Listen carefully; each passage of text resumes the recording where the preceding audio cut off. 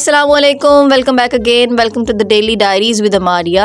Now let's start our vlog with the lazy Sunday mornings. मौसम कोई इतना ही अजीब किस्म का हुआ है कि सुबह सुबह कोई अंत की सुस्ती पड़ी हुई थी मुझे। बिस्तर से आज निकलते निकलते तकरीबन 11 तो बजा ही दिए थे और बाहर मौसम खुल के धूप निकली हुई थी। अल्लाह अल्लाह करके जब बिस्तर से निकली हूँ तो पता लगा कि घर में तो आटा ही खत्म हुआ और सुबह के नाश्ते का किसी किस्म का कोई इंतजाम नहीं था। मैंने तो जो बेहद दुआएं दी उस टाइम को जब आटा खत्म हुआ था, क्योंकि मुझे तो खुद इतनी सुस्ती पड़ी हुई थी कि मैं नाश्ता बनाने का जरा मूड नहीं हो रहा था। तो मैंने इस बाप बेटे को रवाना कर दिया, जाए जाकर आज नाश्ता बाहर से लेकर आए। चलो कोई बात नहीं, महीने में एक आध दिन ऐसा भी होना चाहिए कि बंदा बाहर से नाश्ता कर ले। जरूरी नहीं है हर टाइम खुद ही मेहनत और मुशक्कत का मुजाहरा करना चाहिए। अयान को मैंने साथ इसलिए भेज दिया था कि इसका जो इतना बड़ा सा बोगा आपको नजर आ रहा है, इसके बाल काफी ज्यादा बड़े हुए थे, तो मैं कह रही थी अपने साथ साथ इसके भी जो है बाहर जाकर बाल भी कटवाएं, तब तक मैं घर में पीछे से सफाई कर लूंगी। इनको रवाना करने के बाद मैंने कोई 1 से 2 मिनट के लिए बाहर के माहौल का जायजा लिया। कोई कड़ाके की खुल के धूप निकली हुई थी और ये जो आपको नजर आ रही है, ये सामने वाले खेतों में बैठी भैंसें जो है सन बाथ ले रही थी। फटाफट से मैंने घर की सफाई मुकम्मल की और जब तक मैंने सफाई मुकम्मल की, बाप बेटा वापस आ गए थे अपने तमाम तर साजो सामान के साथ। लेकिन जो मैंने मेन काम करने भेजा था यार के बाल कटवाने के लिए, वो नहीं कर सके थे क्योंकि भाई शॉप ही नहीं खुली थी। ज्यादातर मैं बाहर का नाश्ता प्रेफर करती नहीं हूँ, घर पे ही बना लेती हूँ, चाहे मुझे अंडा ब्रेड ही क्यों ना खाना पड़ जाए। लेकिन किसी मजबूरी के तहत आपको बाहर से खाना पड़ ही जाए तो मैं प्रेफर करती हूँ कि अंडा चने खाऊं या मुर्ग चने खाऊं। वो जो टिपिकल का हलवा पूरी का नाश्ता होता है, मुझे वो बहुत हैवी लगता है, मेरे से नहीं खाए जाते। और वैसे भी मैं नाश्ता मंगवाऊँ तो मैं नान नहीं मंगवाती, मुझे नान वैसे ही बड़े ज़्यादा लगते हैं। मतलब यार 2 से 2.5 रोटी खाने वाला बंदा जो होता है ना मेरे जैसा, वो एक नान भी मुश्किल से मेरे से खत्म हो पाता है। वो पता नहीं भूख ही मर जाती है उसके 2-4 लुकमे लेने के बाद। चाहे नाश्ते का सीन हो, अगर मैंने बाहर से मंगवाना है तो मैंने नान नहीं सादा रोटी ही खानी होती है।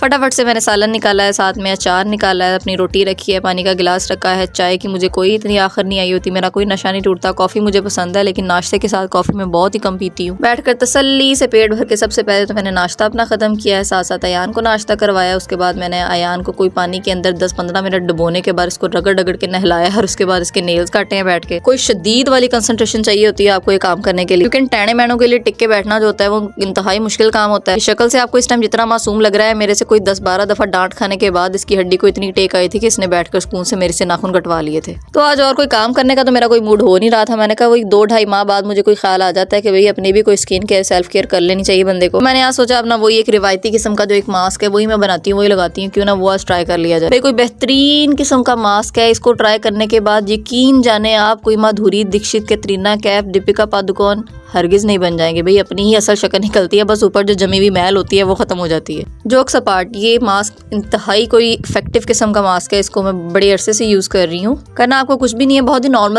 नॉर्मली घर के अंदर यूज होने वाले इंग्रेडिएंट से बन जाता है। 1 चम्मच जो है वो आपने कॉफी ले लेना है, जी हाँ कॉफी लेनी है। उसके साथ आपने 1 चम्मच जो है ग्राम फ्लोर बेसन वो डाल लेना है। उसके साथ थोड़ी सी चुटकी भर हल्दी लेनी है। उसके अंदर आपने हनी डाल लेना है, हनी नहीं है तो आप बेशक शुगर यूज कर सकते हैं। और 1 जो लेमन है आपने उसके अंदर वो निचोड़ लेना। और अगर आपके पास रोज वाटर है तो हल्का सा वो भी ऐड कर लें। इसको अच्छे से ब्लेंड करके बीट कर लेना है आपने, तब तक जब तक ये मड ब्राउन कलर का ना हो जाए, उस तमाम इंग्रेडिएंट अच्छे तरीके से एक दूसरे के साथ मिक्स ना हो जाए। ऑनेस्टली स्पीकिंग ये आपकी स्किन के लिए बहुत ज्यादा इफेक्टिव होता है, क्योंकि इसमें मौजूद तमाम जो इंग्रेडिएंट्स हैं वो बहुत अच्छे इफेक्ट्स रखते हैं। फॉर एग्जांपल जैसे कॉफी है, हनी है, उसके साथ बेसन है। इन्होंने करना क्या होता है, आपकी स्किन के जो डेड सेल्स होते हैं उनको एक्सफोलिएट करना है, आपकी स्किन को टाइट करना होता है, आपकी स्किन के जो एजिंग फैक्टर्स होते हैं, एजिंग इफेक्ट्स होते हैं जैसे रिंकल्स हैं, उनको मिनिमाइज करना है। साथ ही साथ आपके फेस को एक अच्छा सा ग्लो और स्मूथ सा टेक्सचर देना होता है। तो और आपको क्या ही चाहिए भाई, प्लास्टिक सर्जरी तो हमने करवानी नहीं होती। मुंह के अंदर जो गंद जमा हुआ होता है हफ्ते के 10 दिन बाहर काम करते करते वही साफ करना होता है। उसके लिए भी I will to must recommend you to definitely try this hack at your home.